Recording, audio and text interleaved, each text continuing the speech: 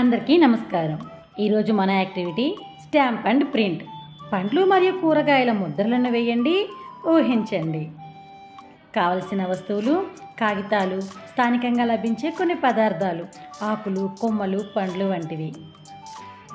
పరిసరాల్లో లభించే ఆకులు, కొమ్మలు మరియు పువ్వులు వంటి వస్తువులను సేకరించి తీసుకురండి మరియు వాటి సహజ ఆకృతులను గుర్తించడంలో మరియు పేరు చెప్పడంలో పిల్లలకు సహాయం చేయండి. అలాగే PP1 activity book page number 28లో పిల్లలకు నచ్చిన రంగును వాళ్ళ చేతికి అద్ది ఎడమ చెయ్యి అలానే కుడి చెయ్యి ముద్రలను వేయండి. అలానే PP2 పిల్లల కోసం యాక్టివిటీ బుక్ పేజీ నెంబర్ 22లో ఉన్నటువంటి సూచనలు అనుసరిస్తూ పిల్లల చేత ముద్రలు వేయించండి. ముందు వ్యక్తిగతంగా వేయించండి, తరువాత సమూహంగా వేయమనండి.